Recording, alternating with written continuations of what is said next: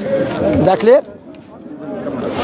But okay, so when I think about Leonardo da Vinci, and he could foresee the future, and he could do like new inventions, he could draw pictures of like some flying, planes, things like that. So I think that every person can foresee the future, which is with a very clever mind. So I think that prophets. There's a difference between prediction and prophecies. So even if I said many things which happened, it still doesn't convince me that there is heaven and hell, life after death, because maybe they just made a mistake only in this passage. We made mistake. Prophesize many things. I mean, firstly, there's difference between prediction and prophecies. Okay, prediction. The footballers can make prediction. You know, people that know about footballs can make prediction. So prophecy is completely different. Okay, just a second, so because it is no, I'm not just talking about. Just a second. Go on, sorry. If it's written that there is life after death, only that because it's written down on a paper, you believe in it. Even logical, I believe it makes sense. Because, okay, what happened to Hitler? He killed many people. Stalin, what is the outcome? Khalas, gone. His lives are gone. Ashes. Ashes. Yes. No, but so now, therefore, brother Ali, if you're speaking behind me, so Stalin, Hitler, Mao, who killed millions of people, nothing happened to them. So do you know what it means? Man, you are justifying, not you, but therefore we can justify, therefore we should kill and do whatever I want to do. Because if I'm an atheist, atheism, because many people attribute themselves to atheism, belief, I don't know what is atheism. Atheism, purely you believe you are a product of reaction of a blind matter and a chemical, okay? If this is the case, no one should tell me how to live my life. Because I'm just a reaction of a blind matter. So I can rape, Like that kill. can be very good. Huh? People like that. Yeah, can see according to atheism, they should say it's okay to do that. You see, to be true atheist, you have to accept that. But because you know, which is natural inclination, you know that it's wrong. You know people should be judged and should be held accountable for what they did. You see? So that's why the hereafter is there for them. That still didn't convince me. No, I'm not here to confuse you, because if you close your eyes and I can bring you 20 sons, you cannot see it. It's up to you. You know, I'm here to convey the message. I mean, the prophets and messengers who are more eloquent than me, who are more smarter than me, and I should not compare myself to them, especially Prophet Muhammad. There are some people, they said we're not convinced. It's not about what you're convinced, because clearly you can see you are struggling with your own intellect. Firstly, that you believe we are established to this universe came into existence. Secondly, he must have a creator. Thirdly, Prophet Muhammad about his prophecies, not just prophecies, okay? I mentioned the miracle of the Quran. Also him, how Allah aided him and spread his religion. And now there is many barriers in the West, and this again another prophecy in the Quran. And what is powerful of this prophecy? This prophecy, there is many barriers stopping this prophecy to be fulfilled, but it's taking a place. Do you know why? Because the Most High promised it. Allah said Islam will overpower the other religions. We know the fastest growing religion on the face of the earth is Islam, especially where? In the Western world. British women, there's a study done. British women are turning away, smart women, turning away from their liberal life and accepting Islam. Why? No one is forcing them. Do you know why? Because they knew Islam goes in line with the natural inclination and the sound reasoning, and it goes in line with our tools, like our observation of the universe, how God created this universe. So name an example that British women like they converted to Islam. So someone specifically, like what is why? That's what they said. You can check it on BBC. Of course. Yeah. So please tell us why they do this. For example, I'll give you an example. Islam really respects women. Islam doesn't allow man to use a woman as a tool to sell his products. Islam look at a woman, teach us woman is not about her beauty, it's about her personality, about her righteousness. Islam teach us, for example, Islam teach you, look, treat your sister, for example, if you love, Prophet Muhammad said, if you love a woman, marry her. Why? Because everyone claims to love a girl when he speaks to her over the phone, or he meets her. Prophet Muhammad said, I will put you in a test. Because are you going to just use her, or you really love her? If you love a woman, then marry her. Because if you marry her, she will have a right over you.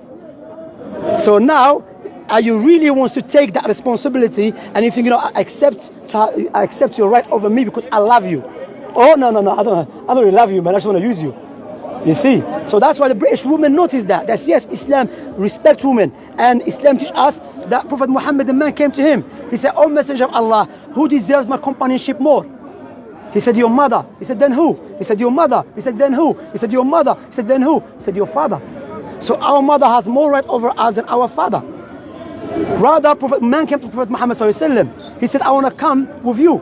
He said, "Is your mother alive?" He said, "Yes." He said, "Go take care of her. Is a way to paradise." He didn't say the father. He said, "Your mother." You see. So when they noticed that, look, sister. I mean, we live in this country. We know what's going on around the world, not just this country. Sometimes you walk in the street and you see advertisements. Beautiful car, next to it, naked woman. Please tell me what a naked woman has to do with the car.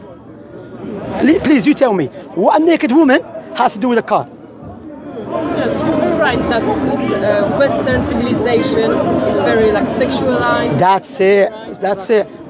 That's why in Islam, when Allah legislated women to cover, not because Allah hates her, not because Allah wants to show her that your body is sacred.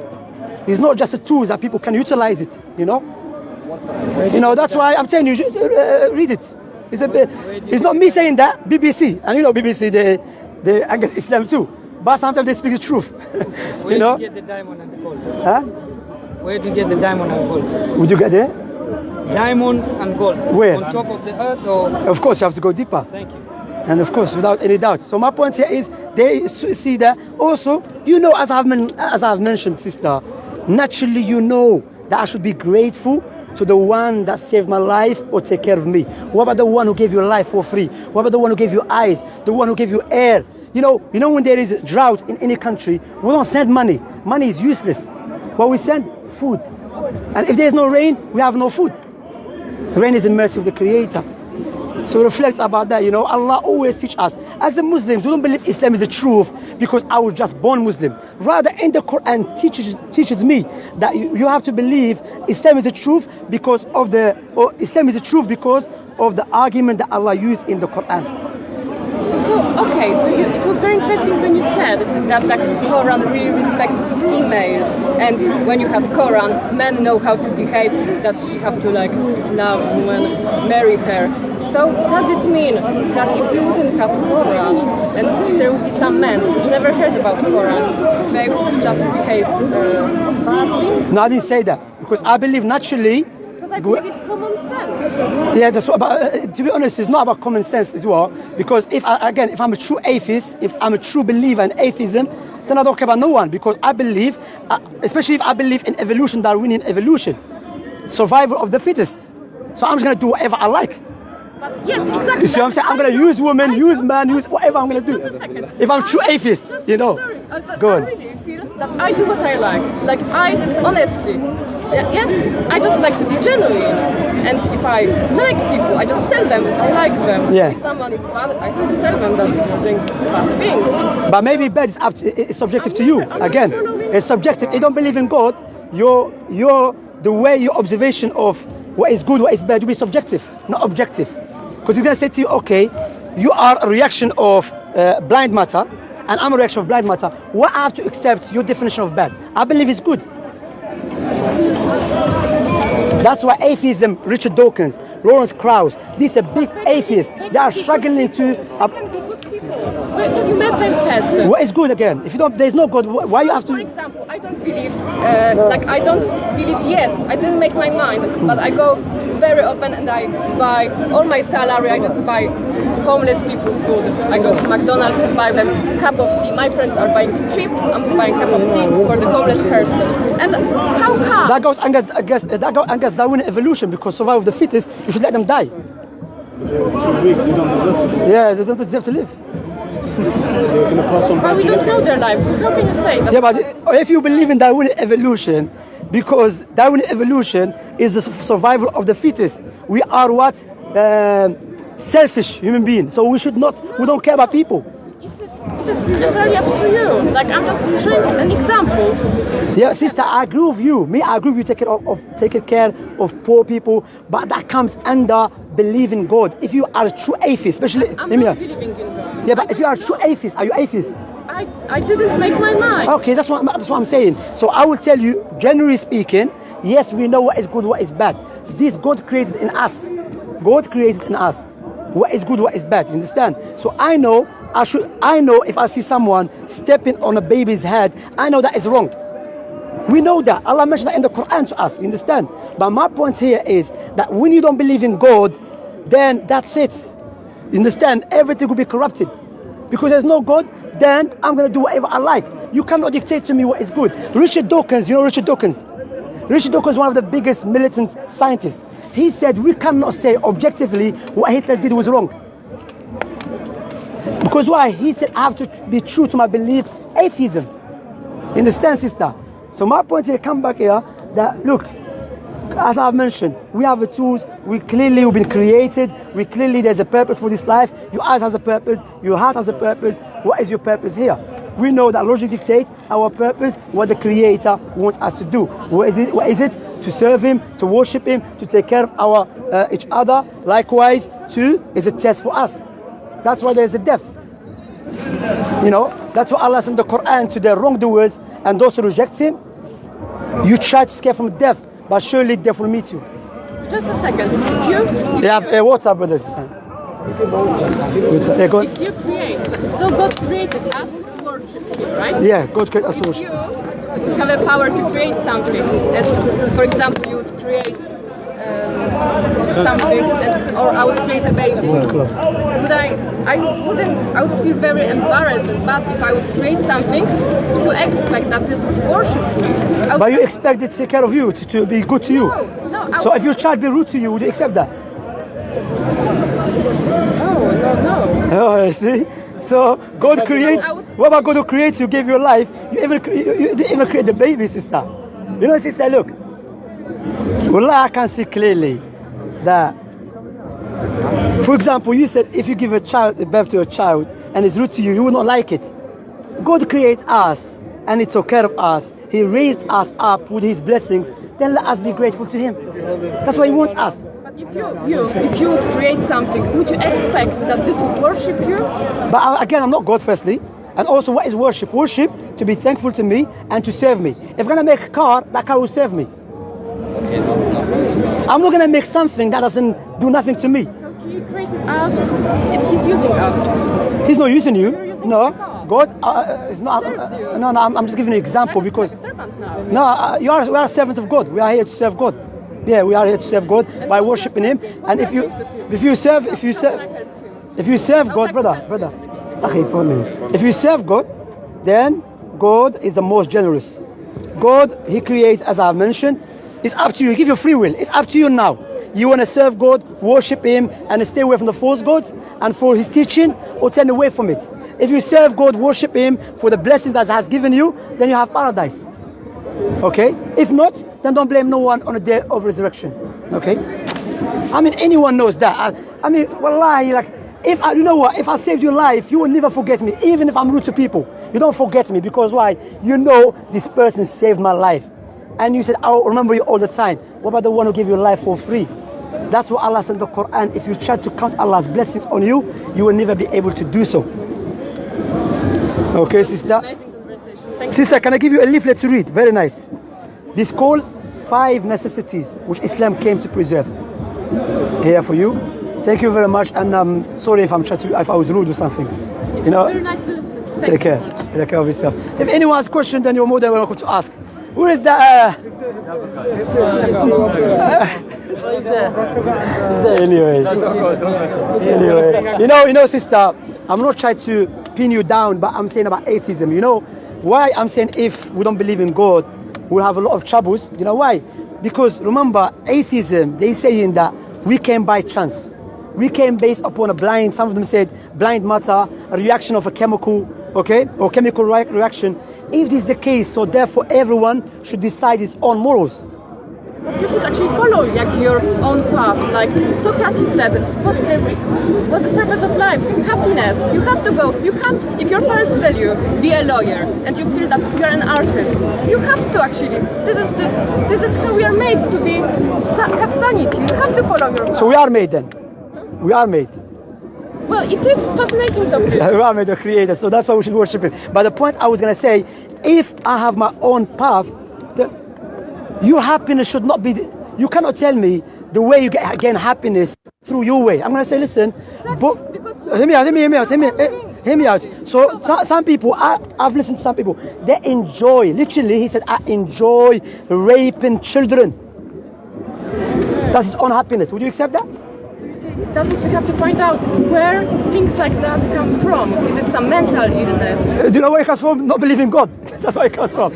When you believe in atheism, because as I said, if you truly believe in atheism, this is interesting because maybe we need to study human psychology more instead just. She said this is another dangerous tactic. I'm not saying you. Now, did you know? I was reading the newspaper a month ago.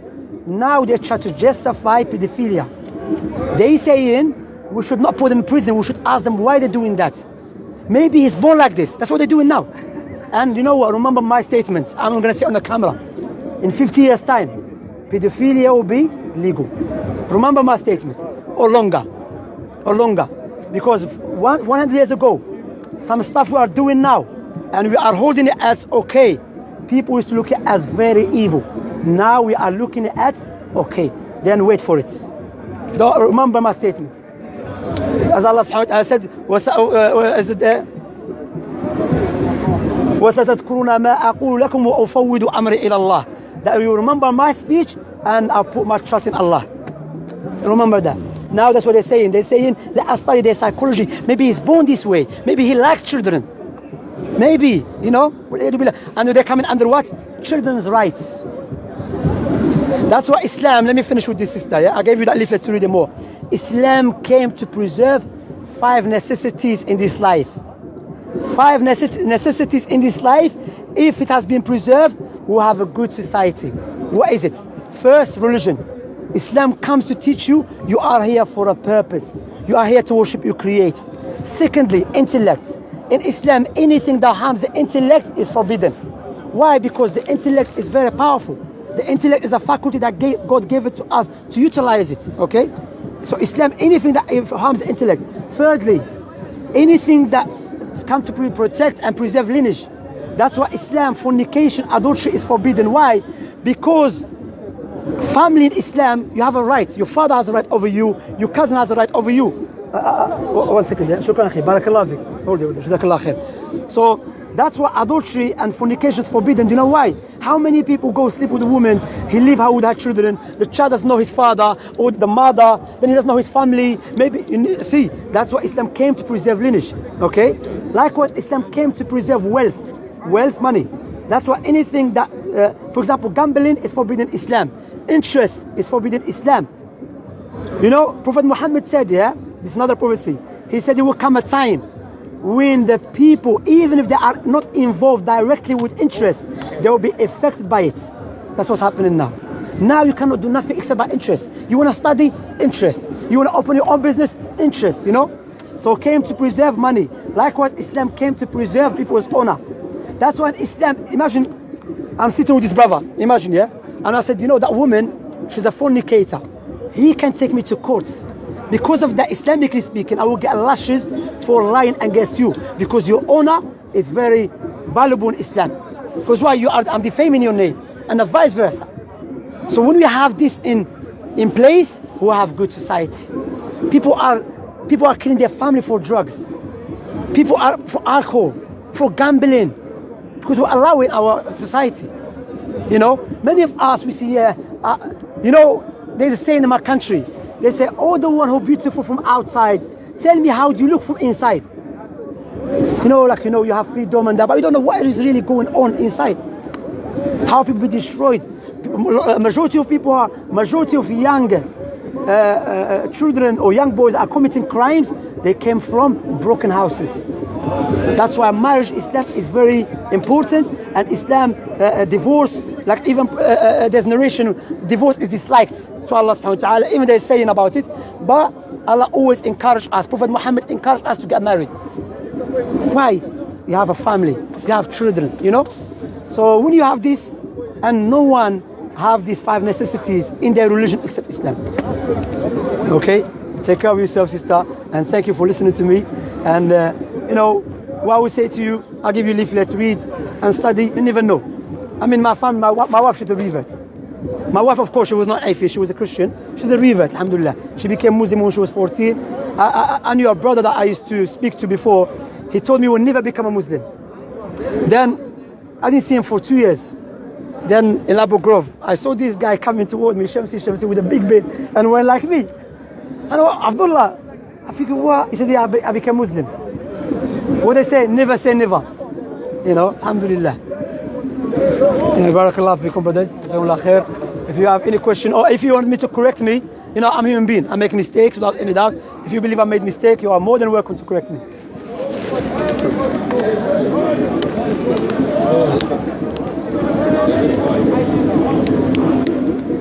Everything you say that is no doubt. Alhamdulillah. It's from Allah. Last, learn, study, and knowledge. Even knowledge in Islam is very important. The first verse that was revealed to Prophet Muhammad is Iqra. Read. Likewise, knowledge. You know, Prophet Muhammad said, seeking knowledge is compulsory upon every Muslim, male and female. So when you hear news in Afghanistan or Algeria, Morocco, some families do not allow their daughters to study, has nothing to do with Islam. Rather, they go against Islam. Likewise, yeah, Prophet Muhammad said it's compulsory for a Muslim male and female to seek knowledge. Rather, in Islam there was many great scholars, female scholars, who used to teach in the mosque. And these females had great students, the likes of Ibn Taymiyyah. Ibn Taymiyyah, one of the great scholars in Islamic history. His teacher was a woman. And the Prophet Muhammad's wife, Aisha, she was a great scholar in Islam, you know. And also one of the misconception about women in Islam, that women are forced to marry someone she doesn't like. That goes against the teaching of Prophet Muhammad ﷺ. How? In the time of Prophet Muhammad, a woman came to him. She said, "O Messenger of Allah, my father married me off without asking my permission. Without asking me, he married me off to this person."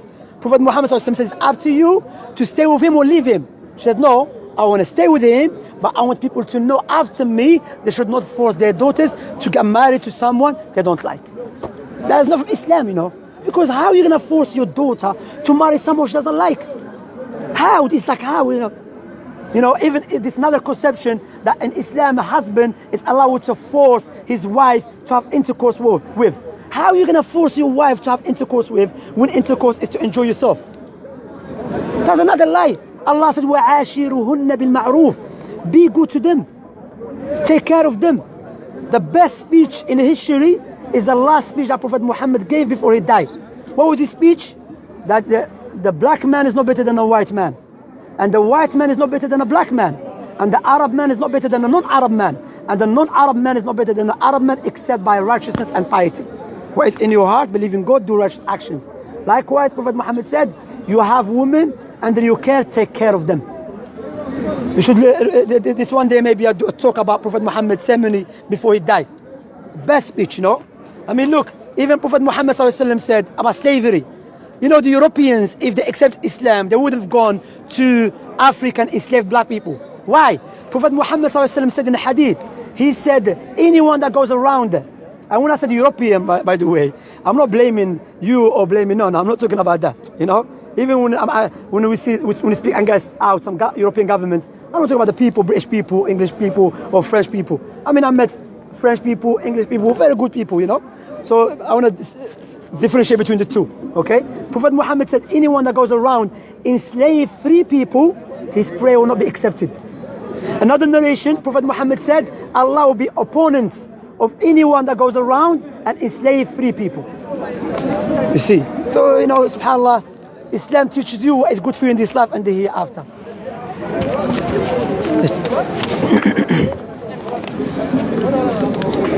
What's the time? 6 o'clock. No, it's 6 o'clock, the winter time is 1 hour ago. There's no one that time. Barakallahu fiikum. You know, if anyone wants to give us a benefit or a question, you know, I have a question actually. Go on. Like in Western Europe, when I was young, I heard a lot of criticism about Quran, about Islam. Yeah. And it's very sad that we have that media and people, white people, talk about or whatever, right? Yeah. Negative things. So why this happens? Why do we have such a misconceptions? That's a good. That's a very good question. You know, why there's a misconceptions in the Western world against Islam? I will give you an answer by a Christian Arab, not a Muslim. He said because the Western world now is based upon liberalism, okay? And they see Islam as an obstacle on their path. Because Islam teaches you, no, you're not a slave of no one. You're a slave or you're a servant of God, okay? Islam teaches you interest is forbidden. Because interest is for the rich people to manipulate the poor people, okay? To control the poor people. So that's what is the Western world based upon, interest and other than that, you know. Islam teaches women, no, you are respectful for human being. Your body is not a body being for people to use as a tool to sell their cars or their toothpaste.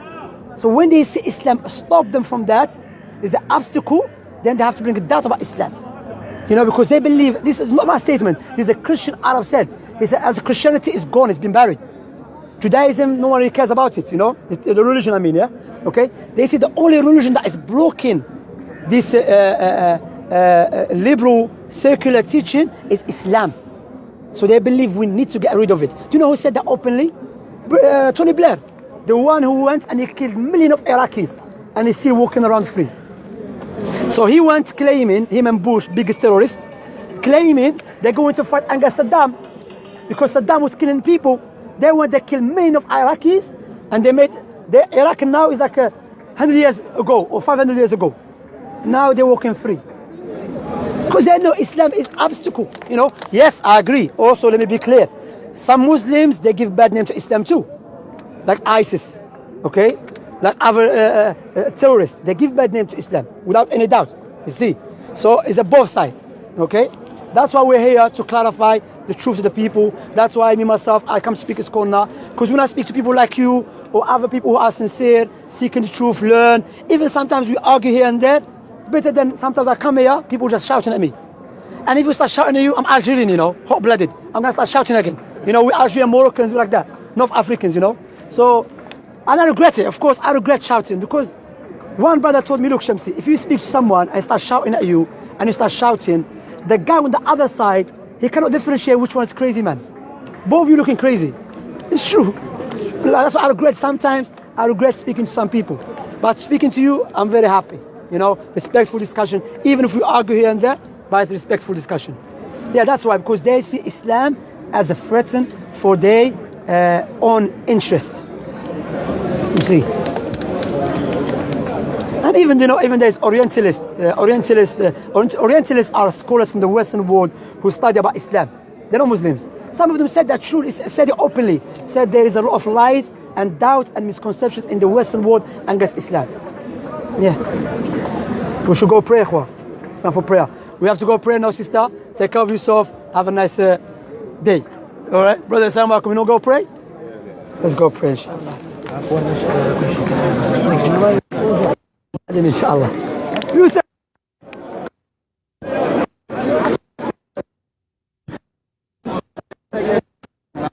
Listen.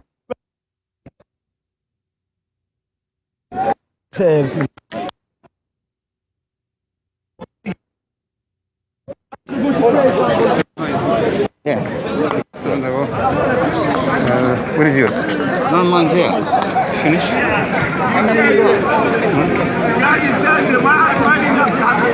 How many you got? 3. All of them, they are mine. No, I'm joking. One